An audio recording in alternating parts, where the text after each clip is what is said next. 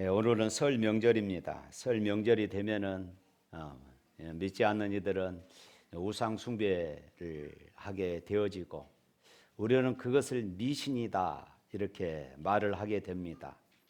미신, 사전적인 의미를 찾아보니까 이렇습니다.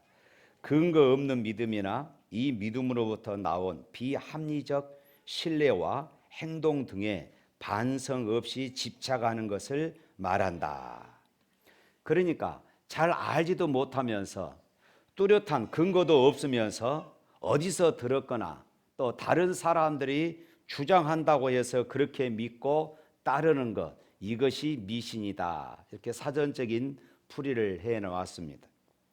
제사를 드리고 무당을 찾아가서 점을 보고 또 구슬을 하고 또 예전 저 어렸을 때 시골에서 보면은 이때 토종 비결을 명절 때 많이 봅니다. 또 큰 고목나무를 보고 신이라고 소원을 빌고 집안에 큰 구렁이가 있으면은 그것이 집안을 지켜주는 수호신으로 믿는 이 모든 행위들이 다 미신들이지요. 거울이 깨졌으니까 야 오늘은 재수 없겠다. 또 이제 결혼을 하는데 신랑에게 신발을 멋진 구두를 선물해 줬습니다. 그랬더니 주변에서 하는 말이 그 신발을 신고 도망간다. 그래서 구두를 사주면 안 된다 하는 이런 이야기. 다 미신입니다. 과거 우리나라 사람들은 이 미신에 사로잡혀 있었습니다. 그래서 이사 가는 날도 아무 때나 이사 가는 것이 아니라 반드시 손 없는 날. 그래서 옛날 달력에는 지금도 믿지 않는 사람들 그 달력에는 손 없는 날 이렇게 표시가 되어 있습니다. 대문도 아무 쪽이나 내지 못하고 또 모든 것을 무당이나 또 점쟁이에게 물어보고 이 일을 결정하는 그런 일들이 아주 다반사였습니다. 오늘날도 많은 사람들이 이런 미신적인 신앙, 미신을 섬기는 그런 분들이 참 많이 있습니다. 사람들은 여기에 운명을 걸기도 하는 것이지요. 그러나 우리가 믿는 하나님은 미신이 아닙니다. 우리가 믿는 하나님은 천지 만물을 창조하신 하나님이시고 우리가 믿는 하나님은 우리 인간의 생사화복을 주장하시는 분이심을 믿습니다. 저는 오늘 우리가 믿는 그 하나님, 그 하나님의 사랑이 무엇인가? 바울이 고백한 그 하나님의 사랑을 함께 나누려고 그럽니다. 먼저 우리 31절의 말씀 한번 읽어볼까요? 31절에 있는 말씀 시작.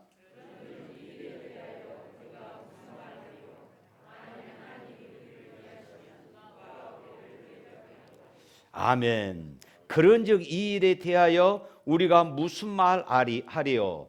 만일 하나님이 우리를 위하시면 누가 우리를 대적하리요? 여기에서 만일 하나님이 우리를 위하시면 이 만일이라는 말은 가정법처럼 되어 있지만은 사실은 이 말은 강조하는 그런 단어입니다. 하나님을 위하시면 이 말이 아니라 하나님께서 우리를 위하시고 계시니까 바로 이 말입니다. 하나님이 우리를 위하고 계시기 때문에 그 무엇도 그 누구도 우리를 대적할 수 없다. 할렐루야. 하나님이 내 편이신데 하나님이 우리를 위하신데 하나님이 언제나 나를 지키시는데 우리가 뭐 겁날 것이 있느냐 하는 이런 고백입니다. 하나님이 우리를 위하시니까 전지전능하신 분, 나를 나보다 더 잘 알고 계신 분, 그분이 나를 사랑하신다. 바로 이것을 믿지 않으면 세상을 살아가는데 이길 힘이 없는 것입니다. 하나님이 우리 편이니까 어떤 병에 걸려도 낫는다 하는 이런 이야기가 아닙니다. 병 안 걸린다는 이야기가 아닙니다. 하나님이 우리 편이시니까 절대로 우리는 사업이 망하지 않는다 하는 이런 이야기가 아닙니다. 우리의 삶에 고난과 재난과 시련이 없다는 그런 이야기가 아닙니다. 하나님이 우리를 위하시니까 우리 인생 가운데 있는 모든 환난과 고통 가운데에서 합력하여 선을 이루실 줄로 믿습니다. 바로 이 말씀인 것입니다. 그래서 다윗은 고백하지요. 시편 23편 4절에 내가 사망의 음침한 골짜기를 다닐지라도 해를 두려워하지 않을 것은 주께서 나와 함께 하심이라. 다윗도 그랬잖아요. 사망의 음침한 골짜기, 죽음의 골짜기, 고통의 골짜기를 다녔습니다. 그럼에도 불구하고 다윗은 당당하게 외치지요. 내가 두려워하지 않을 것은 주께서 나와 함께 하심이라. 사랑하는 성도 여러분, 오늘 이 고백이 저와 여러분의 고백이 될 수 있기를 주님의 이름으로 축복합니다. 그렇다면 하나님이 왜 우리를 이해하실까요? 하나님이 왜 우리 편이 되어주실까요? 이유는 딱 하나입니다. 하나님이 우리를 사랑하시기 때문입니다. 누구를 사랑하면은 우리가 사랑하는 사람의 편을 들어주지 않습니까? 하나님의 사랑은 다 그렇더라는 것입니다. 그래서 32절 말씀에 이렇게 말합니다. 32절 읽어볼까요? 자기 아들을 아끼지 아니하고 우리 모든 사람을 위하여 내어주시니가 어찌 그 아들과 함께 모든 것을 우리에게 주시지 아니하겠느냐.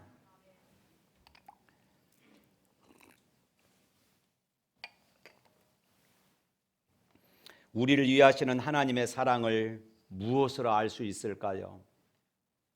바로 그것은 가장 아끼시는 독생자를 아끼지 않고 우리에게 주신 사실로 우리가 알 수 있는 것입니다. 하나님께서 가장 소중히 여기셨던 것을 포기하셨습니다. 예수님은 십자가상에서 그렇게 고백했습니다. 엘리 엘리 라마 사박다니, 나의 하나님 나의 하나님 어찌하여 나를 버리십니까? 이런 외아들의 신음 소리를 외면하시고 그분을 십자가에 내어 주시면서 우리를 사랑하신 그 사랑인 줄로 믿습니다. 하나님께서 우리를 위해 아들을 아끼지 아니하시고 십자가에 못 박혀 죽게 하셨는데 무엇이 인색하겠습니까? 우리가 필요하다고 하면 하나님께서 왜 주시지 않겠습니까? 그분은 풍성하신 분이십니다. 믿으시기를 축복합니다. 오늘 본문 36절 37절에 이렇게 말씀하고 있습니다. 다 같이 한번 또 읽어봅니다. 기록된 바 우리가 종일 주를 위하여 죽임을 당하게 되며 도살당할 양같이 여김을 받았나이다 함과 같으니라. 그러나 이 모든 일에 우리를 사랑하시는 이로 말미암아 우리가 넉넉히 이기느니라. 우리가 넉넉히 이기느니라.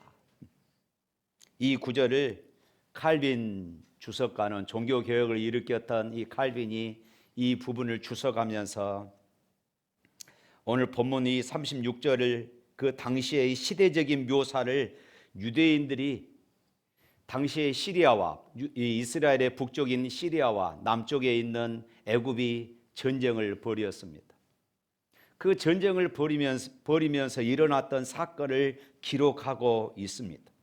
그때 당시 시리아의 가장 악독한 왕으로 인정하고 있는 안디오코스 에피파네스가 있었습니다. 안디오코스 에피파네스는 시리아의 왕이었습니다. 그런데 이 사람이 군대를 이끌고 애굽 정벌을 나섰습니다. 애굽 정벌을 나서서 이 전쟁에서 패했습니다. 얼마나 분하겠습니까? 그래서 돌아오는 길에 이스라엘을 통과하면서 이스라엘의 그 분풀이를 하는 것입니다. 특별히 이 에피파네스는 헬라 정신을 유대 땅에 심고 자신의 통치를 견고히 하기 위해서 유대인의 종교를 말살하기로 작정했습니다. 그래서 유대인들이 모세의 율법을 읽다가 발견되면 처형시켰습니다. 유대인의 성전을 더럽히기 위해서는 유대인들이 가장 더럽다고 생각하는 돼지떼를 성전으로 끌고 갔습니다. 그리고 그 돼지들을 죽이고 그 피를 유대인들이 가장 신성하게 생각하는 제단에 뿌렸습니다. 그러니까 돼지 피가 성전에 그냥 뒤범벅 돼버린 것입니다. 그뿐만이 아닙니다. 이 안디오코스 에피파네스는 할례를 받은 유대인 아이들을 살해할 것을 명령했습니다. 할례를 주는 제사장도 죽이도록 했습니다. 할례를 받은 그 아이의 아버지도 죽였습니다. 죽은 아이의 시체는 그 아이 어머니의 목에 메고 다녀야 했습니다. 이 얼마나 비참한 그런 일들이 일어났는지 몰라요. 이때 순교한 7 형제의 이야기가 있습니다.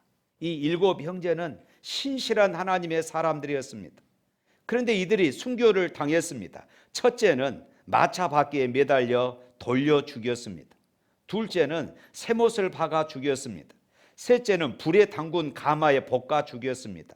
넷째는 새 갈구리로 가슴통을 꿰어 죽였습니다. 다섯째는 돌 방아로 으깨어 죽였습니다. 여섯째는 몸통을 잘라 죽였습니다. 그리고 막내는 끓는 가마에서 죽였습니다. 이런 상황에서도 기록에 의하면은 이 형제들이 이렇게 서로 격려하며 죽어갔어요. 이 고통은 한 번만 경험하면 우리는 영광스러운 모습으로 영원한 천국에서 다시 만날 거야. 할렐루야.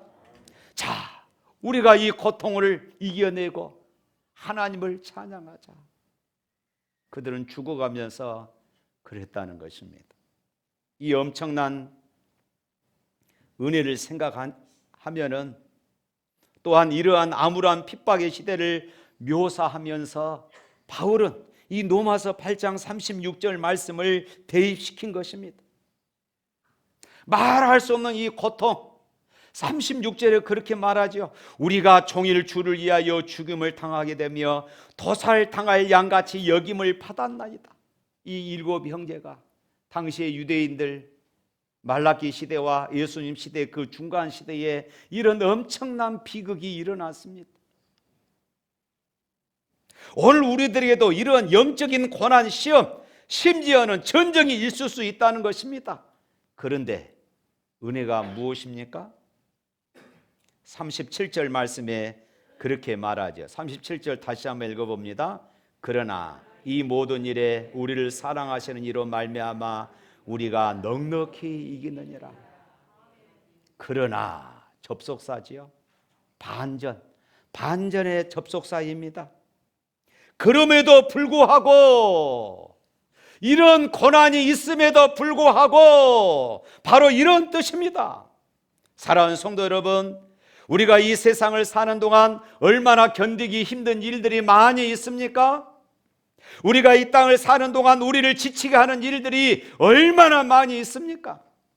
우리가 이 땅을 사는 동안 말도 안 되는 것으로 우리의 인생을 탈진시키고 우리의 인생을 좌절시키는 일들이 얼마나 많이 있습니까?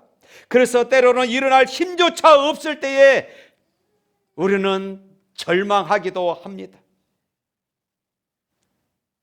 오늘 이 자리에 앉아있는 분들 가운데 내일에 대한 자신이 있는 분들 계십니까? 사업과 직장에 내일에 자신이 있는 분이 계십니까? 내일의 건강에 대해서 자신하고 살고 계십니까? 자녀들의 내일에 자신이 있는 분이 계십니까? 사업은 잘 될지, 직장은 평안하고 안정될지, 건강은 잘 유지될지, 아니면 갑작스럽게 어떤 무서운 병에 들지는 않을지, 자식들은 잘 커가고 자식들의 삶은 형통할지, 지금 내가 누리고 있는 이 행복이 내일까지 계속 이어질지 걱정하지 않을 수가 없는 것입니다. 삶의 큰 고통을 겪는 사람들이 한결같이 하는 이야기들이 있지요. 그런 일이 나에게 닥칠 줄은 꿈에도 몰랐습니다. 왜 나에게 이런 일이 닥쳤는지 모르겠습니다. 그러나 알지 못하는 앞날에 대한 두려움이 몰려올 때도 하나님은 언제나 그 하나님의 사랑은 변함이 없음을 믿으시기를 축복합니다. 어떤 일을 만나도 우리를 사랑하시는 하나님의 도우심으로 넉넉히 이길 수 있음을 믿으시기를 축복합니다.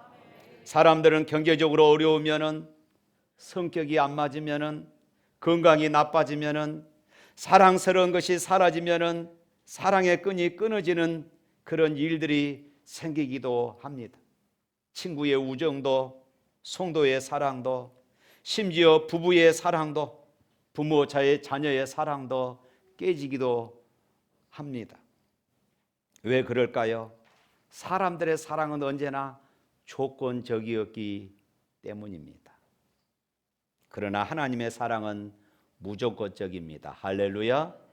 로마서 5장 6절 말씀에 우리가 연약할 때 이렇게 말씀합니다. 로마서 5장 8절 말씀에 우리가 죄인 되었을 때에 이렇게 말합니다. 로마서 5장 10절 말씀에 우리가 원수 되었을 때도 하나님은 우리를 사랑하셨다 이렇게 말씀합니다. 사랑의 행동을 하셨습니다. 그것이 무엇입니까? 예수님의 십자가입니다. 그런데 마귀는 수시로 우리에게 속삭입니다. 야, 너같이 신앙생활 그렇게 어영부영 하는데 하나님이 너를 사랑하시겠어? 네 신앙이 이 모양 이 꼴인데 어찌 하나님께서 너를 사랑한다고 생각해? 네가 지금 이런 고난을 당한 것은 하나님이 너를 사랑하지 않는 거야. 여러분 어떻습니까? 이때 흔들립니까? 맞아. 나 같은 것 하나님이 사랑하실까? 내가 이 고난을 당한 것은 분명히 하나님이 나를 사랑하지 않는 것일 거야. 맞는 생각입니까? 사랑하는 성도 여러분, 성경은 분명히 말씀합니다. 오늘 38절, 39절 말씀 한번 읽어볼까요? 내가 확신하노니 사망이나 생명이나 천사들이나 권세자들이나 현재일이나 장래일이나 능력이나 높음이나 깊음이나 다른 어떤 피조물이라도 우리를 우리 주 그리스도 예수 안에 있는 하나님의 사랑에서 끊을 수 없으리라. 할렐루야.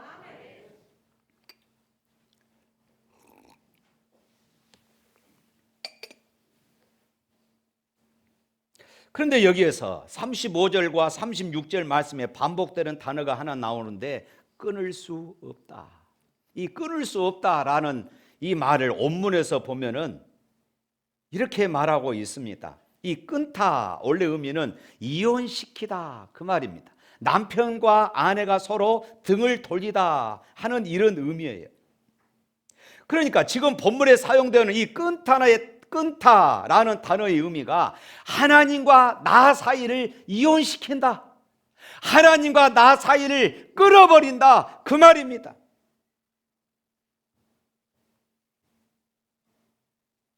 그런데 오늘 말씀에 보니까 그 어떤 것도 하나님과 나 사이를 끊을 수 없다.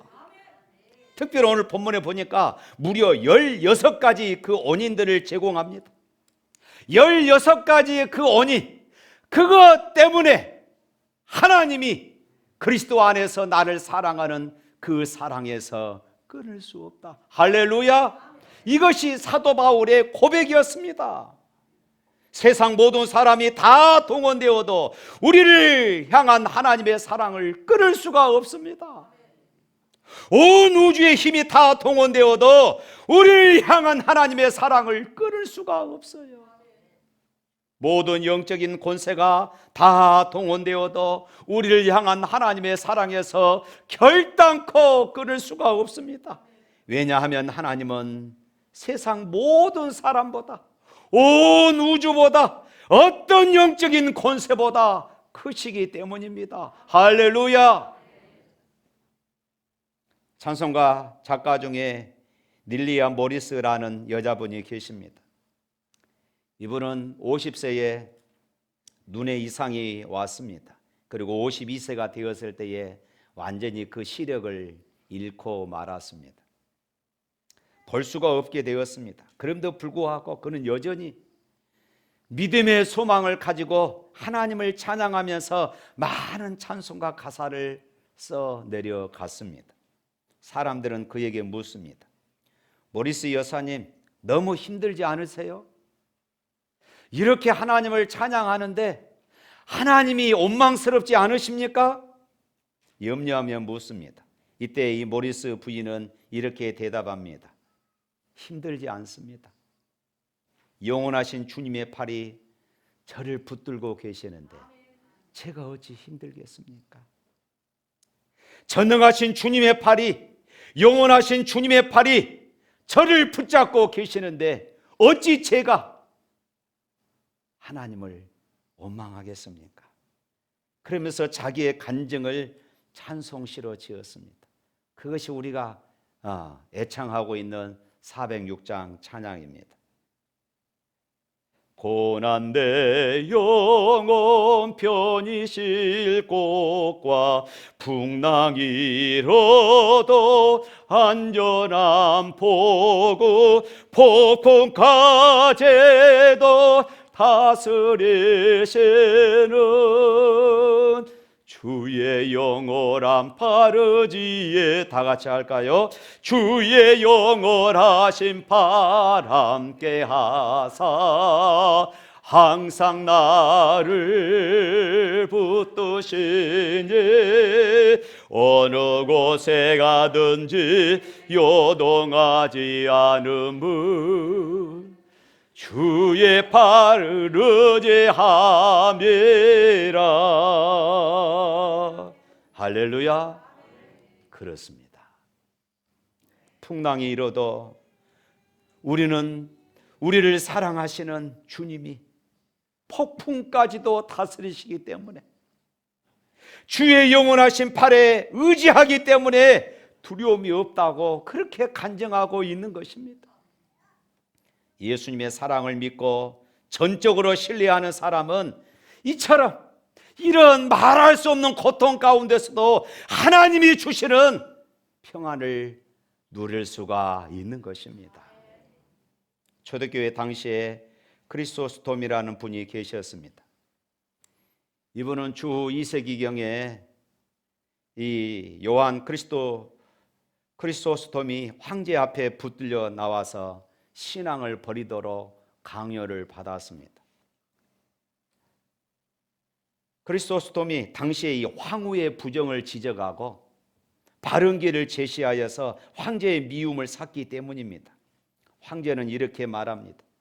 네가 만일 신앙을 버리지 않으면 내가 너를 추방시킬 것이다. 그러자 크리소스톰은 태연하게 미소를 띄우며 이렇게 말했다고 그럽니다. 폐하께서는 결단코 나를 그리스도에게서 떼어놓을 수 없을 것입니다.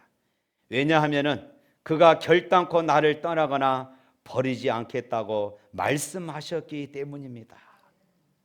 그러자 황제가 화를 내면서 다시 말했습니다. 그래 좋다. 그러면 너의 전 재산을 내가 몰수해 버리겠다. 그러자 이렇게 대답했습니다. 폐하, 그것도 쉽게 안 될 것입니다.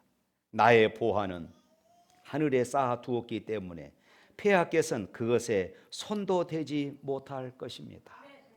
황제는 노발대발하면서 소리쳤습니다. 내가 내 놈을 찢어 죽여버리겠다. 그러자 크리소스톰은 더욱더 태연한 자세로 이렇게 대답했습니다. 아, 그렇습니까? 그것도 그렇게 쉽지 않을 것입니다. 왜냐하면 나는 지난 40년 동안 이미 죽어왔기 때문입니다. 나는 세상에 대하여 그리스도와 함께 죽었고 나의 생명은 그리스도와 더불어 하나님 안에 감추었기 때문에 폐하께서는 더더욱 내 생명을 만나지도 못할 것입니다. 사랑하는 성도 여러분, 우리를 사랑하시는 분이 누구십니까? 바로 예수님이시고 하나님이십니다. 하나님은 이 시간도 우리를 사랑으로 품어주십니다. 찬양 중에, 우리의 기도 중에, 우리가 하나님의 말씀을 듣는 중에 우리를 안아주십니다. 여러분 찬양할 때에 어땠습니까? 찬양의 은혜가 되어서 가슴이 북받쳐 오르고 눈물이 흐른 적이 없었습니까? 말씀 들을 때에 감동이 되어서 하나님 나도 저렇게 살고 싶어요 라면서 결단한 적이 없습니까? 기도할 때에 기도의 응답이 되어서 기뻐할 때가 없었습니까? 이 모두가 다 하나님이 나를 사랑하셔서 하나님의 사랑으로 나를 품어주시는 증거인 줄로 믿습니다. 우리 모두는 다 이런 하나님의 사랑을 받았습니다. 하나님은 앞으로도 변함없이 우리를 안아주시면서 사랑한다고 하실 것입니다. 그럴 때 우리는 어떻게 해야 합니까? 2023년을 살아가면서 어떻게 해야 하겠습니까? 하나님이 사랑으로 우리를 안아주실 때에 우리도 두 팔을 벌려서 하나님 사랑합니다, 하나님 정말 사랑합니다 하면서 우리도 하나님 앞에 화답해야 되지 않겠습니까? 그 사랑의 고백이 세상을 넉넉히 이기는 그런 힘을 얻게 될 줄로 믿습니다. 사랑하는 성도 여러분, 오늘 사도 바울의 우렁찬 고백처럼 저와 여러분이 하나님의 사랑을 믿음으로 고백하며 외치게 되시기를 축복합니다. 내가 확신하노니 우리를 우리 주 예수 그리스도 안에 있는 하나님의 사랑에서 끊을 수 없느니라. 이 모든 일에 우리를 사랑하시는 이로 말미암아 우리가 넉넉히 이기느니라. 이 외침이 2023년 새해를 시작하면서 저와 여러분의 외침이 될 수 있기를 주님의 이름으로 축복합니다.